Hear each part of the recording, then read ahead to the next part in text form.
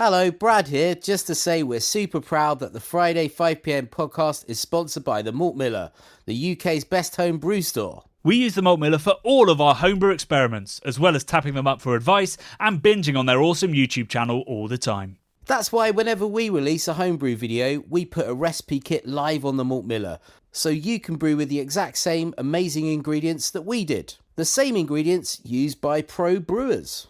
So alongside the Malt Miller's nitro-flushed hops, cold-stored yeast and milled-to-order malts, you can pick up recipe kits for our 5 Points Best Bitter, Russian River West Coast IPA, and now the fastest beer in the world, a hazy session IPA that goes from grain to glass in less than 48 hours. Sign up to their newsletter at tinyurl.com/Malt Miller to get 5% off your first order. With the Malt Miller's amazing customer service and Johnny's 48-hour recipe, you could order the ingredients on a Monday and be drinking the beer by the weekend. Speaking of which, it's Friday. It's 5pm. So enjoy this week's Friday 5pm podcast.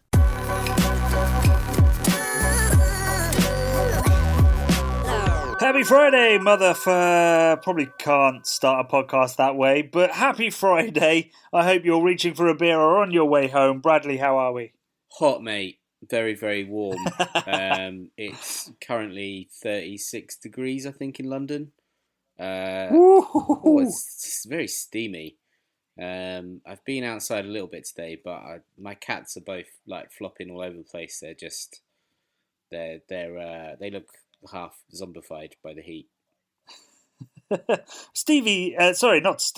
Jeff's hardly got any hair. I know, she should be fine. She's like a little bald piglet, and she goes very pink in the sun. So I always worry that she's going to get sunburned. Oh my God! Does your cat get sunburned? Well, she's definitely. She goes a little bit flaky on the top of her skin sometimes. But you can't. I haven't found anything you can put on a cat to act as sun cream because they'll just lick it off. I mean, suntan lotion is delicious. I mean, it is delicious. I'm not sure it's safe to eat. Is it safe to eat? It must be safe to eat. I've got no idea. It's got to be. I say delicious. It only smells delicious. It just smells like kids' holidays. It does. I've never licked it. I've eaten herbal essences. That didn't pan out. No, that's not great. I was what flavour were you screaming in the shower in a very different way. Which Ray? Do you know what? I can't even remember. It was like a sort of a red berry fruit one, like a raspberry or something. Nice. That just smelled so good. I was like, this has got to taste a little bit like the fruit. No, it doesn't. No. It just tastes like soap. This is the worst. Lauryl sulfate vibes. Yeah, but that's what happens when you're 16 on holiday, like the long summer holidays where you just run out of shit to do. And I just started eating shower gel. Nice. Should we get to the show? Well, we could do. I was just going to say on a shower gel tip. I used to love the one that was the minty one. That was very tingly all over your balls and everything, right?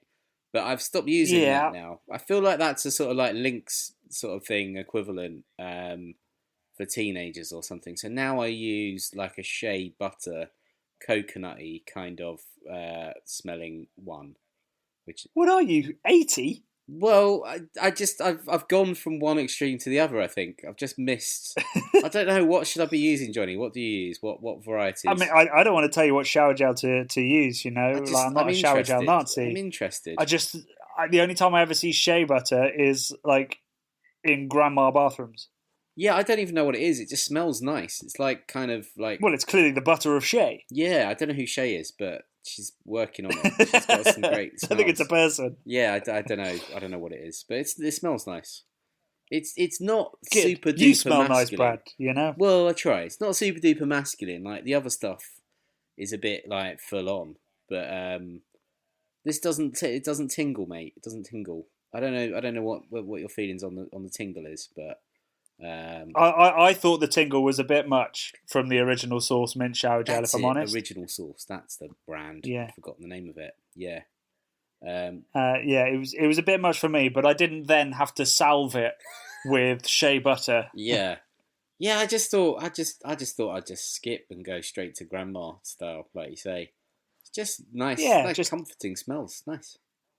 Accelerate the aging process. Yeah. I don't know what that would be. I feel like we're all just aging. In terms of a beer, obviously mint tastes terrible in beer, and it kills your taste buds. But I could imagine a sort of coconut or shea butter stout would be pretty good.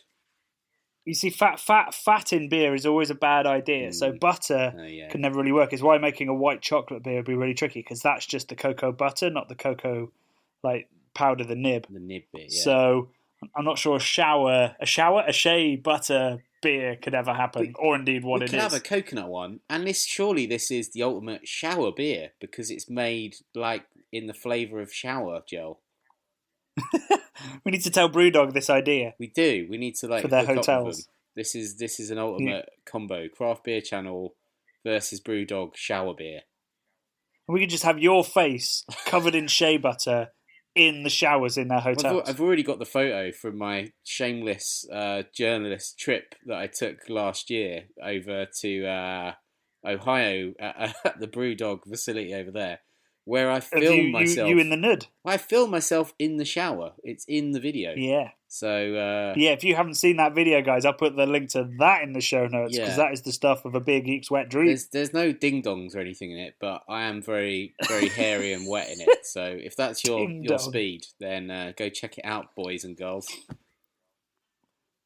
Right, executive decision. We're moving into what was planned for the show now. We've spent 5 minutes talking about shower beer. 2 very outdated brands of shower gel. We are current as ever. So let's start with our big news, which was supposed to be the first thing we mentioned, like in case people tuned out, which is that it is only a week and a day until the Lockdown Craft Beer Festival happens. If you don't know what that is, that's because we haven't really shouted about it enough.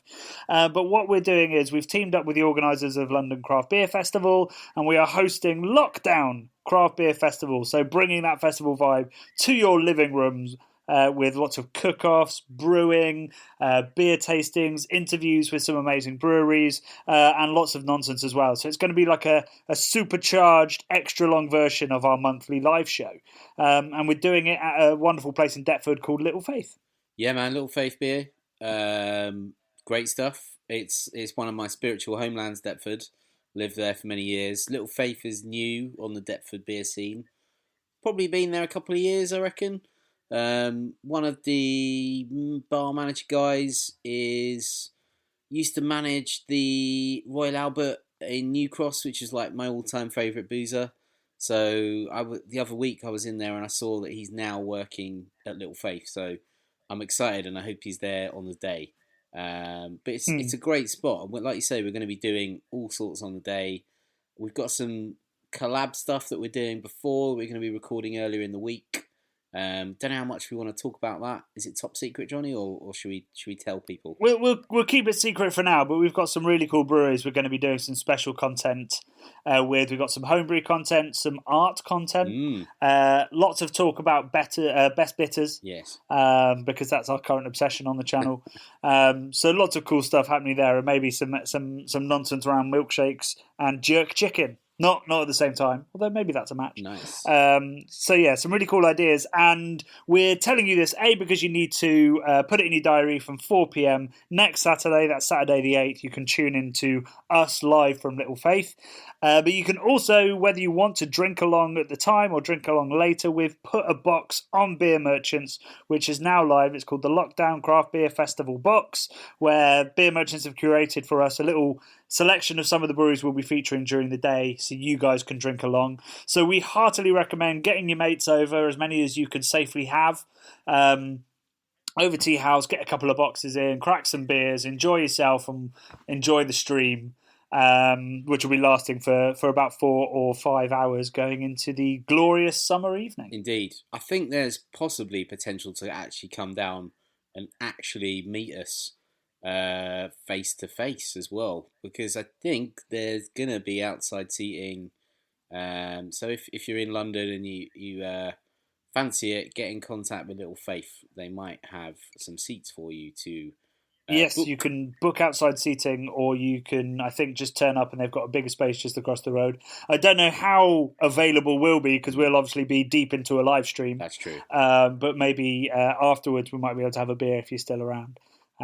So yeah, do come down if you can, and we might be able to say hi and have a beer. Ah, lovely stuff. The beer box is great though, man, isn't it? We've got Lurving in there, we've got Collective Arts in there, got Omnipollo in there. We've got Garage Beer Co. in there. I've forgotten what else we've got in there. What else have we got in there, Johnny? I mean, we'll leave the surprise. Click the link, find out. Okay. But I think that's a good enough introduction to the box. And I think it's 28 quid, isn't it? Yeah, it's 28 quid. I think it's actually pretty good value for all those amazing different breweries. There's some for sure. very interesting beers in there. So get involved, guys. And you can top that order up with some extra special stuff if you want from the very wide beer merchants range. Defo. So, shall we move on to this week's video? Yes. What did you think of this week's video? Did you enjoy those triples we tried? Great fun, mate. I love the alliteration in the triples we tried there as well. No, it was very fun to film, and it was the first sort of post-lockdown sofa session we've done. So for me, it was just great to be back in the same room as you, mate, and doing what we do, back enjoying some beers together, talking some nonsense. You mostly editing the nonsense out, and just loving beer, loving life.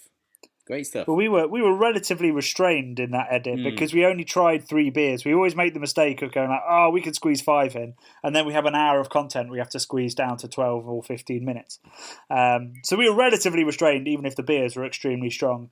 And I think it was just clear from that just how good Westmalle is. Yeah, it just shone through, didn't it? I mean, it really is. Really did. World-class stuff. The complexity of it. Although we got lots of comments from people who think they find triples too sweet. Yeah. Which is fair enough. They are actually very dry beers. They do ferment pretty dry. It's just there's so much perceived sweetness from that banana-y, clovey, brioche kind of notes that it has, and that's a bit too much for some people. So maybe in that case, Triple Carmelite would be the triple for you because it was drier. But I find that complexity just fascinating in these triples. So much yeast aroma, and when done right, just enough sort of hop bitterness to balance it out. It's one of my favourite styles alongside, I love a West Coast IPA, I love a Bohemian Pilsner, and a triple or a Belgian strong like Duvel and my favourite beer in the world, Arabier. That's kind of my Belgian jam. Yeah, man. We've talked a little bit about potentially doing coach trips, craft beer channel coach trips over to the lowlands, post lockdown, post all this COVID nonsense. So I think there's demand for it, Johnny. People seem interested. Would it be great? So it'd be the craft beer channel travel company. Yeah, I don't think obviously we wouldn't be driving, but we'd be sort of kind of manning the ship, as it were, on the bus. The idea of you as a tour guide is terrifying, frightening. I know, right? It'll be like you'll give some good information at the start, and then you'll disappear for like half an hour, like you always do when we go to beer festivals, and come back pissed out of your mind. Yes. It's just everyone offers you free beer, mate. If people know who you are and they're like, "Oh, come and have this beer with us" or whatever, then I'm just I'm very friendly when I'm drunk. And I find it very hard to refuse people. This is my problem, John. I've got a very weak willpower. Gets you into all kinds of scrapes. It does. That's pretty much how the craft beer channel started, because you didn't want to be in front of camera. No. And you just couldn't say no. No, not after we kept asking me. No, I couldn't keep saying no. So on that video we had lots of comments about triples being a little bit too sweet.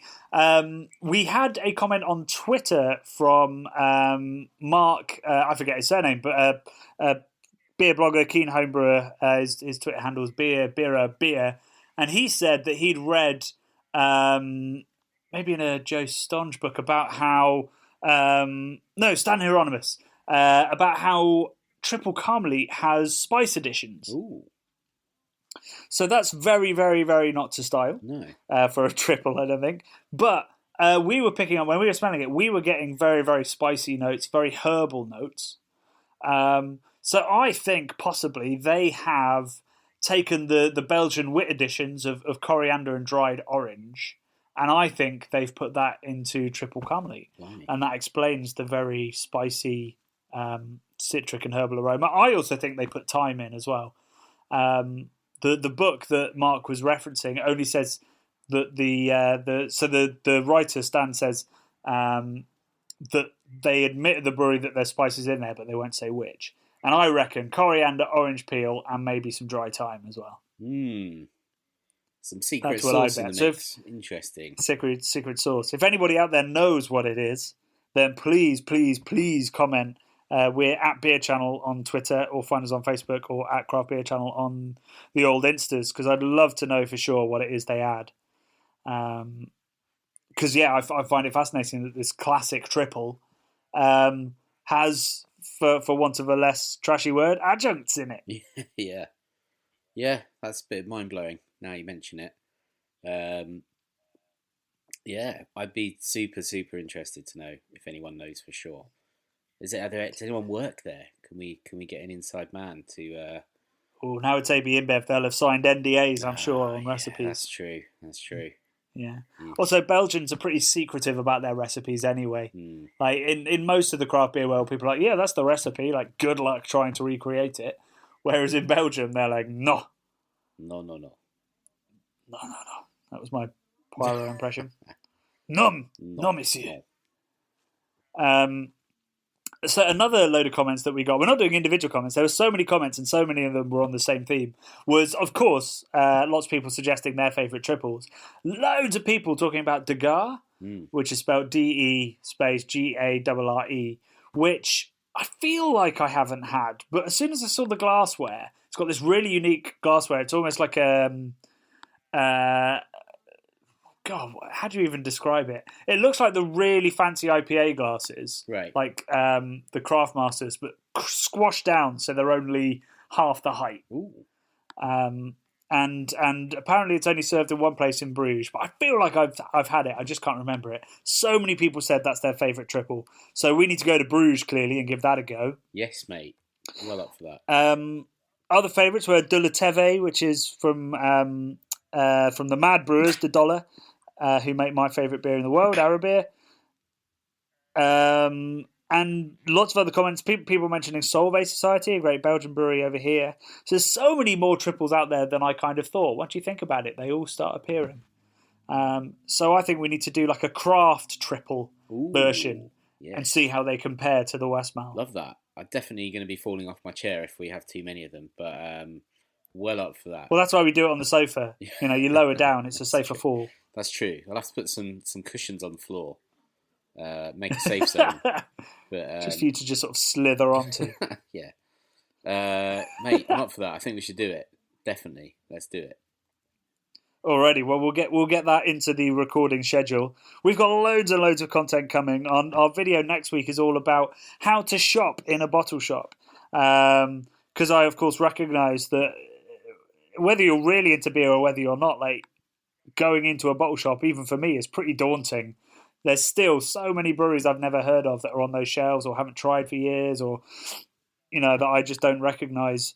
And so we're sort of giving some tips on the best ways to get the best out of your bottle shop, which you should be, of course, supporting in these rough times instead of buying from supermarkets and such. No shade at supermarket beer, but just support the indies wherever you can. Hell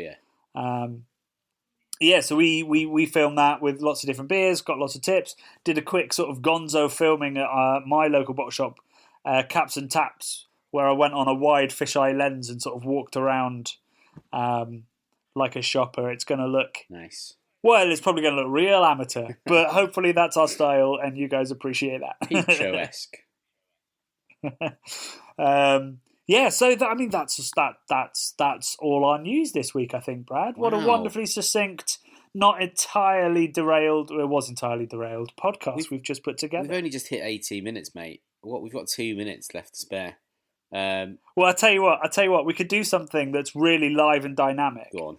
So I've got a setup on my laptop where every time we get a YouTube comment, that comment comes up on my desktop, whatever I'm doing. Whoa. So that I can reply instantly if I want to. Nice. I've just seen one come up from Nathan Cahan. Ooh.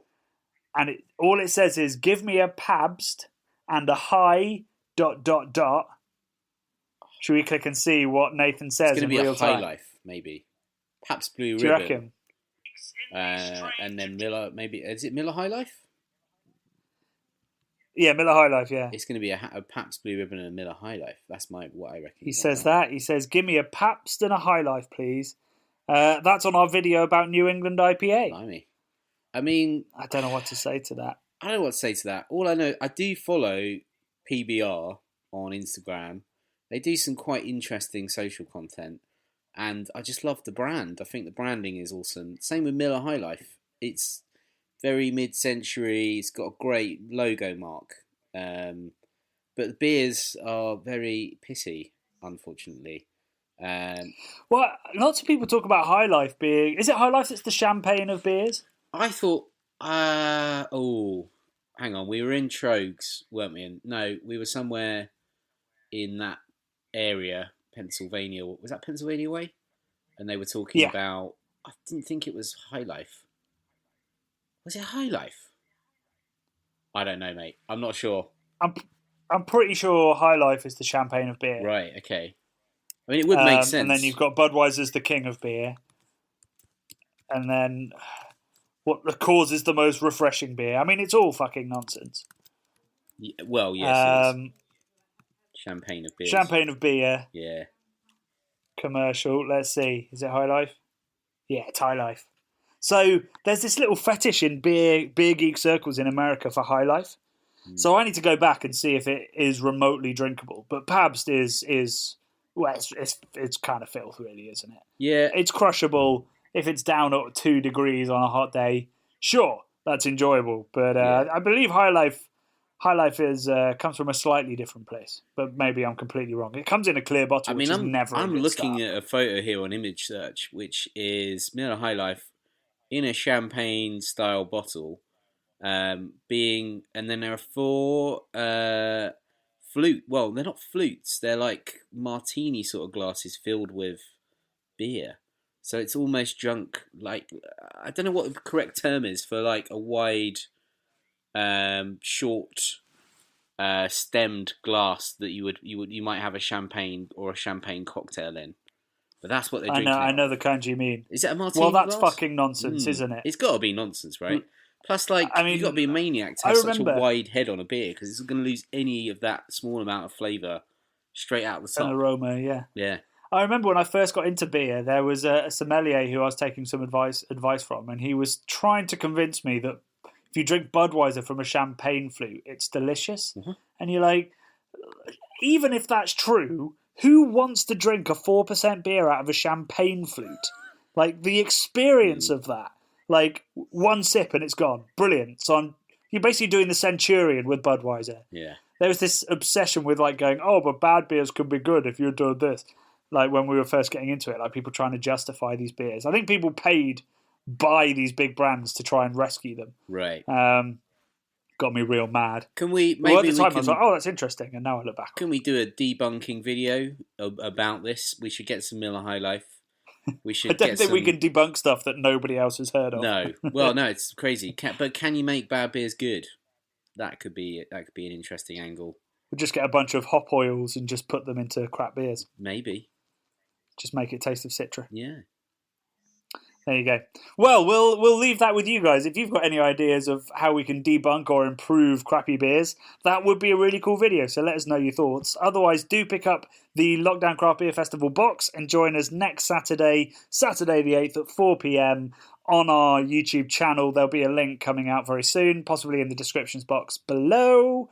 And next Wednesday, join us for how to shop in your local independent and much needed support bottle shop. Not a sentence. Lovely stuff. That was a very Brad-esque sentence there. Thank you, man. I'll take that as a compliment.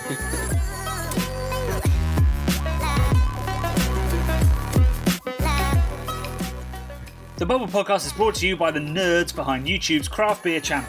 Head to youtube.com/the Craft Beer channel to watch this week's video and over 400 more exciting episodes. If you love what we do, please do subscribe and even join our Patreon at patreon.com/craftbeer channel. Love and beer.